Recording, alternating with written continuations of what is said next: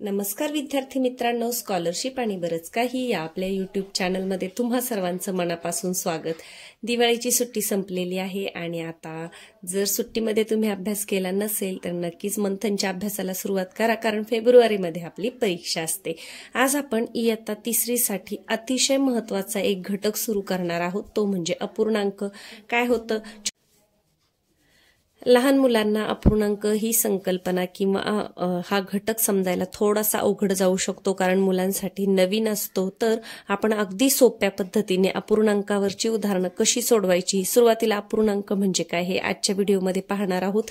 तर व्हिडिओला सुरुवात करण्यापूर्वी व्हिडिओला लाईक करायला विसरत जाऊ नका। तुमचे लाईक केल्यामुळे मला अजून जास्तीत जास्त व्हिडिओ बनवण्यासाठी माझा उत्साह वाढतो, म्हणून व्हिडिओला नक्की लाईक करा आणि तुमच्या मित्रमैत्रिणींबरोबर शेअर करा। चॅनलवर नवीन असाल तर सबस्क्राइब करा। चला मग आज इयत्ता 3री साठी आपण अपूर्णांक शिकूयात।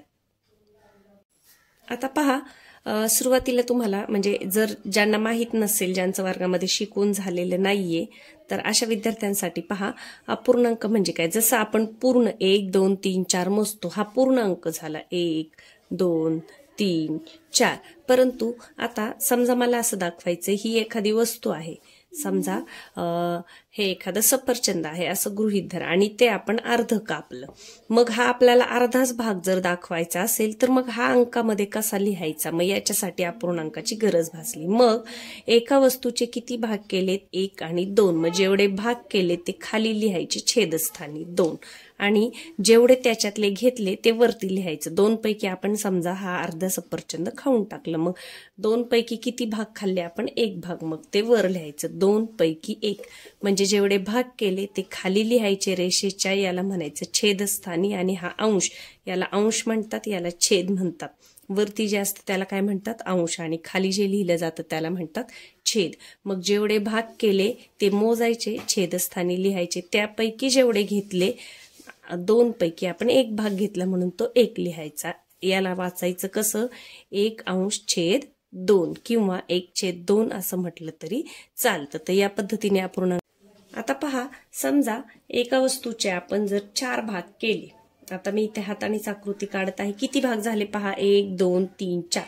मग हे आपण लिहिणार कसं, रेषेच्या खाली 4 म्हणजे छेद 4 लिहायचा, आणि याच्यापैकी समजा मी 1 घेतला, याच्यातला 1 घेतला, म्हणजे 4 पैकी किती घेतला, 1, तर हा 1 वर लिहायचा। मग याचं वाचन कसं करायचं, 1/4 किंवा 1/4, आणि याचा अर्थ काय होतो, 4 पैकी 1। आता ही जी रेष असते याला छेद म्हणतात। छेद म्हणजेच काय, छेद करणे म्हणजे भाग करणे, म्हणजे एका वस्तूचे 4 भाग त्यापैकी घेतलेला भाग।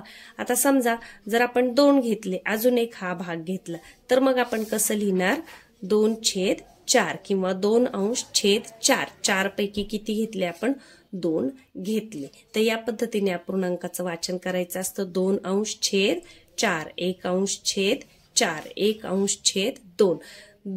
छेद 2 1 असं उलट जर दिलं तर मग ते बरोबर येत नाही। तर सुरुवातीला अंशाचं वाचन करायचं की 1/2 किंवा 1/2। तर आता पुस्तकामध्ये याच्यावर कशी उदाहरणं आहेत इथे समजून दिले पहा। 5/4 या अपूर्णांकाचे वाचन 5/4 असे करावे। आता प्रश्नांकडे वळूयात। 7/5 या अपूर्णांकाचे लेखन कसे कराल। आता पहा, 7/5, 7 कुठे दिसते, एकाच ठिकाणी दिसते पहा, 7/5। मग किती आहे आपलं उत्तर, पर्याय क्रमांक 2। आता तुम्ही म्हणाल हे खाली केलेले तर भाग असतात, मग 5 भाग केले तर त्यापैकी 7 भाग कसे काय घेतले।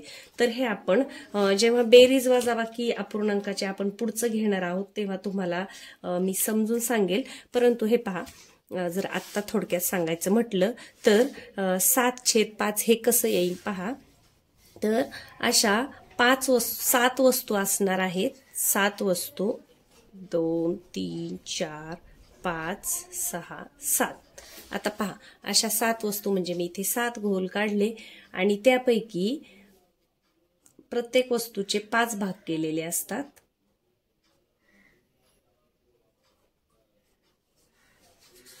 आता इथे मी समान भाग म्हणजे रेषा मारून दाखवते फक्त हाताने कच्चं।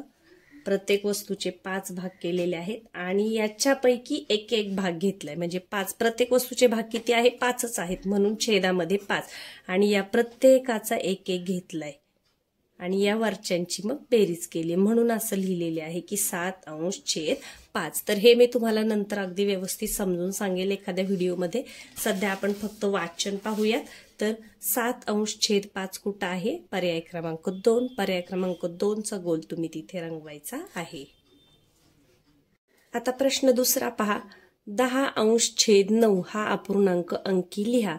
10 म्हणजे 10 कुठे? एकाच ठिकाणी दिसते पहा. 10/9 म्हणजे पर्याय क्रमांक 2. आणि पटापट उत्तर शोधायची. उत्तर सापडलं की इतर पर्याय चेक करत बसायची गरज नाही, कारण एका प्रश्नासाठी तुम्हाला 1 मिनिट इतका साधारण वेळ असतो. पुढे पहा. 8/छेद किती आहे? 14. या पूर्णांकाचे अक्षरी लेखन कसे कराल? 14 आहे का? नाहीये. दुसरा पर्याय पहा. 8/14. आता 14 असं आपण म्हणत नाही. 8/14 असं व्यवस्थित पाहिजे. पहा. 8/14. 8/14 हे तर चुकीचंच आहे, म्हणजे आपलं बरोबर उत्तर कोणतं आहे? पर्याय क्रमांक 3. असे जेव्हा अक्षरामध्ये पर्याय असतील शब्दांमध्ये तेव्हा ते व्यवस्थित वाचायचे, नाहीतर गडबडीमध्ये काय होतं? 8/14 आपल्याला दिसते, मग लगेच मुलं हा पर्यायाचा गोल रंगवतात, पण हा येणार नाही. याचं उत्तर काय आहे? 8/14. पुढे पहा. 3/11 कुठे आहे? 3/11 हे पहा पर्याय क्रमांक 3. हे अगदी सोपं आहे अपूर्णांकांचं वाचन. यानंतर खालीलपैकी कोणत्या अपूर्णांकाचे अक्षरी लेखन चुकीचे आहे? 7/13. 7/13 बरोबर आहे. 4/9 इथे दिलेले नाही, 9 दिले म्हणजे हे चुकीचं आहे. 2/8 हे बरोबर आहे. 5/10 म्हणजे हे चुकीचं आहे. अंक 10 असं नसतं. 5/10 किंवा 5/10 असं पाहिजे. म्हणजे चुकीचं कोणतं आहे? तर पहा, हे एक ब आणि त्याच्यानंतर हे एक ड. ब आणि ड. ब आणि ड कुठे आहे? फक्त ब आणि ड. पर्याय क्रमांक 4 हे आहे तुमचं उत्तर. यानंतर पुढे पाहूया. पुढील पैकी कोणत्या अपूर्णांकांचा छेद 7 आहे? पहा, छेद 7 कुठे दिसतंय? आपल्याला दिसतंय छेद म्हणजे रेषेच्या खाली. मग 1 आणि 2 कुठे आहे? ब आणि क. ब आणि क कुठे आहे? पर्याय क्रमांक 3. ब आणि क योग्य. त्यानंतर पुढे पाहूयात. खालीलपैकी किती अपूर्णांकाचा अंश 10 पेक्षा लहान आहे? अंश 10 पेक्षा लहान. आता पहा, 9 10 पेक्षा लहान आहे म्हणजे हा 1. यानंतर हा 10 पेक्षा मोठा, 10 पेक्षा मोठा, 10 पेक्षा मोठा, म्हणजे फक्त एकाच अपूर्णांकाचा अंश हा 10 पेक्षा लहान आहे. मग 1 कुठे आहे? पर्याय क्रमांक 4. तर अपूर्णांकाचं वाचन करणे किंवा अंकात अक्षरात हे वाचन अगदी सोपं आहे. याच्यावर एखादा प्रश्न तुम्हाला आला तर येतो. महत्वाचं आहे ते म्हणजे अपूर्णांकाची बेरीज वजाबाकी. तर हे पुढे आहेत. आकृत्यांच्या सहाय्याने अपूर्णांक दर्शवणे हा एक पुढचा घटक आहे. हा आपण याच व्हिडिओमध्ये पाहूया, म्हणजे अपूर्णांकाचं जे वाचन आहे ते तुमचं पक्क होईल. तर पहा, पुढचा हा जो स्वाध्याय आहे तो पण आपण समजून घेऊया. आकृत्यांच्या सहाय्याने अपूर्णांक दर्शविणे. आता पहा, जेव्हा असं एखादी वस्तू असते किंवा इथं गोलाच्या सहाय्याने दाखवले, त्यापैकी हा किती भाग दाखवलाय? 1 भाग. समजा 4 भाग जर केले तर आपण हा 1 भाग त्याच्यातला घेतलाय, म्हणजे याला म्हणतात पाव भाग. जसं आपण एखादी भाकरी असेल किंवा चपाती असेल, तिचे जेवायला वाढायला घेताना आपण किती तुकडे करतो? 4. आणि मग त्यातल्या एका भागाला आपण काय म्हणतो? चतकोर, म्हणजे पाव भाग. तर 1/4 म्हणजे 4 पैकी 1 जर घेतला तर त्याला म्हणायचं पाव. अर्धा जर घेतला तर त्याला अर्धा म्हणायचं. हे कसं लिहायचं? 1/2. 1/2. 2 पैकी 1. पाऊण म्हणजे काय? की 1ला पाव भाग कमी. पाऊणे म्हणजे कमी असणे. तर पाव भाग उणे असणे 1ला, त्याला म्हणायचं पाऊण. म्हणजे 3/4. पहा, 4 पैकी 1 2 3 घेतले, 1 घेतला नाही, तर 3/4 याला म्हणायचं पाऊण आणि 1 पूर्ण. तर एवढं लक्षात ठेवायचं. पहा, हा आहे पाव म्हणजे चतकोर हिस्सा किंवा पाव भाग, अर्धा, पाऊण आणि हा 1. तर हे तुम्हाला आकृत्यांचं वाचन करताना किंवा त्याच्यावरचे प्रश्न सोडवताना उपयोगी येणार आहे. आता आपण प्रश्न पाहूयात त्याच्यावरचे. आता याच्यावरचे प्रश्न पाहूयात. पहा, खालील कोणता अपूर्णांक आकृतीतील रेखांकित हिस्सा दर्शवतो? रेखांकित म्हणजे जो रंगवलेला आहे तो, रेखांकित म्हणजे जो रंगवलेला आहे तो. तर पहा आता किती भाग केलेत आपण मोजूया. एक पेन्सिल ठेवून मोजा. 1 2 3 4 5 6. 6 भाग केलेले आहेत आणि 6 पैकी किती घेतलेत?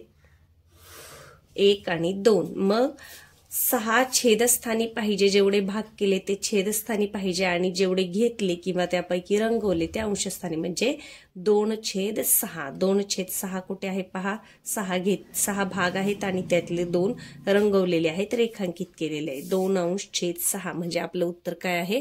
पर्याय क्रमांक 2. पुढे पहा, कोणत्या आकृतीचा रेखांकित भाग 1/2 किंवा 1/2 किमतीचा आहे? आता 1/2 पहा म्हणजे 2 भागापैकी एक रंगवला. इथे 1 2 3 भाग आहे म्हणजे हे येणार नाही. इथे पहा 1 2 3 4 भाग आहे म्हणजे हे येणार नाही. या बाजूला 1 2 3 भाग आहे म्हणजे हे येणार नाही. इथे पहा 1 आणि 2 त्रिकोण किती आहेत? 2 आहे. हा आतला 1 आणि बाहेरचा 1 आणि 2 या 2 पैकी एक रंगवलाय म्हणजे हे आहे आपल्या प्रश्नाचं उत्तर, पर्याय क्रमांक 2. तर इथं वेगवेगळे आकार आहेत म्हणून फसायचं नाही. भाग किती केलेत हे मोजायचं. खाली किती आहेत? 2 म्हणजे कोणत्याही आकृतीचे 2 भाग पाहिजे. तर ते कुठं दिसतंय आपल्याला? पर्याय क्रमांक 2 मध्ये दिसत आहे. पुढचा प्रश्न पहा, आकृतीचा कितवा हिस्सा रेखांकित भाग आहे? आता पहा किती भाग केलेत मोजा. पेन्सिल ठेवून मोजा. 1 2 3 4 5 6 7 8 किंवा असं मोजा. 1 2 3 4 5 6 7 8. 8 पैकी किती घेतलेत? 1 2 3 म्हणजे छेदस्थानी किती यायला पाहिजे सांगा? 8. आणि अंशस्थानी किती यायला पाहिजे? 3 म्हणजे 3/8. कुठं दिसतंय 3/8? पर्याय क्रमांक 3 हे आहे तुमचं उत्तर. उत्तरपत्रिकेतील बरोबर बोट ठेवून 3 नंबरचा गोल तुम्ही रंगवायचा आहे. पुढे पहा, आकृतीमधून 5/8 या अपूर्णांकाची ओळख होण्यासाठी आकृतीचे किती भाग रेखांकित करावे लागतील?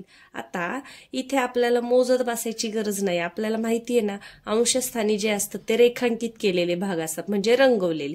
तर 8 पैकी 5 रंगवायचेत म्हणजे आपल्याला किती भाग रंगवावे लागतील किंवा रेखांकित करावे लागतील? 5च. कुठे आहे पहा? पर्याय क्रमांक 2. इथे आकृतीकडे तुम्ही पाहिलं नाही तरीही चालेल. प्रश्न काय विचारला हे तुम्हाला समजलं पाहिजे आणि मग त्यानुसार आपलं उत्तर आपल्याला, इथे आपला वेळ जात नाही. मग उरलेला वेळ जो आहे तो अवघड गणितामध्ये एखादा आपल्याला उपयोगी येतो. पुढे पहा प्रश्न क्रमांक 5. आकृती. आता हा पुढचा प्रश्न थोडासा फसवा आहे. पहा, आकृतीतील रेखांकित नसलेला भाग कोणता अपूर्णांक दर्शवतो? म्हणजे आतापर्यंत आपण रेखांकित केलेला भाग कुठे लिहित होतो? वरती लिहित होतो. पण त्यांनी काय सांगितलंय की रेखांकित नसलेला भाग कोणता अपूर्णांक दर्शवतो? मग पहा 1 2 3 4 5 6. 6 पैकी 2 भाग रंगवले, 4 भाग रंगवले नाहीत म्हणजे 4 भाग रेखांकित करायचे राहील. आणि आपल्याला तेच विचारले की रेखांकित नसलेला भाग म्हणजे 6 भाग खाली पाहिजे आणि रेखांकित नसलेला भाग वर पाहिजे म्हणजे 4/6. कुठे आहे पहा 4/6? पर्याय क्रमांक 3 हे आहे तुमचं उत्तर. पहा, या प्रश्नामध्ये आता आपल्याला अशी सवय झालेली असते रेखांकित भाग वर लिहायची, म्हणून इथे पहिलाच पर्याय दिलाय पहा 2/6 आणि आपण घाईघाईमध्ये हे रंगवतो. पण असं करायचं नाही. प्रश्नामध्ये विचारले काय की रेखांकित नसलेला भाग कोणता अपूर्णांक दर्शवतो? मग नसलेला भाग म्हणजे हे 4 आपल्याला अंशस्थानी हवे आहेत. असा प्रकारचा प्रश्न आला तर तिथे फसायचं नाही.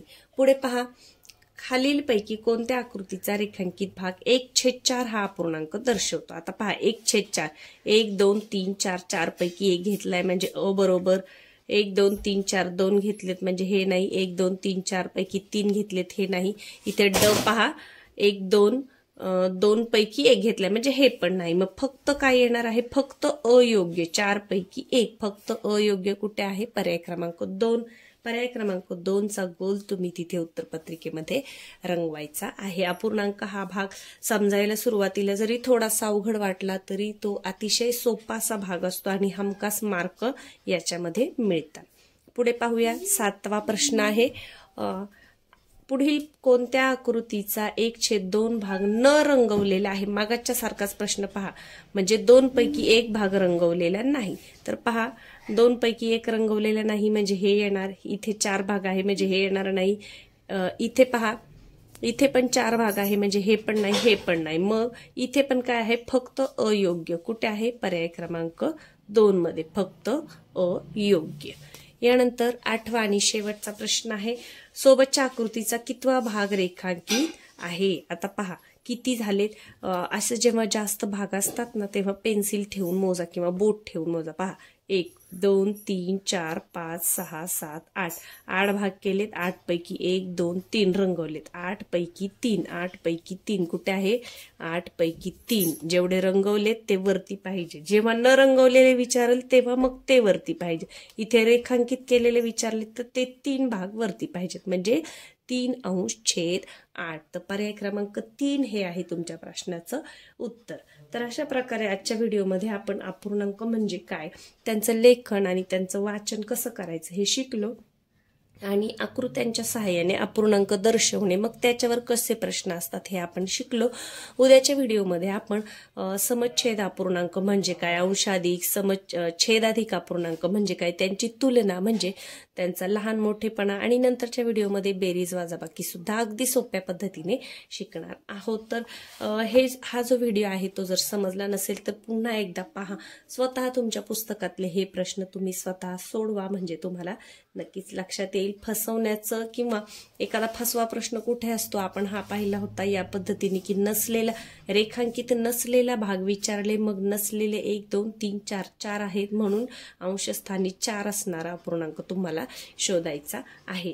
तर बऱ्याच वेळा काय होतं, वाचताना जर मुलांनी गडबड केली किंवा प्रश्नामध्ये काय विचारले हे जर व्यवस्थित समजून घेतलं नाही तर आपल्याला उत्तर येत असून आपला मार्क तिथे जातो. तर असं करू नका. अपूर्णांकाचा छान असा अभ्यास करा, व्हिडिओला लाईक करा आणि तुमच्या मित्रमैत्रिणींबरोबर शेअर करा. चला तर मग पुन्हा भेटूया उद्याच्या व्हिडिओमध्ये.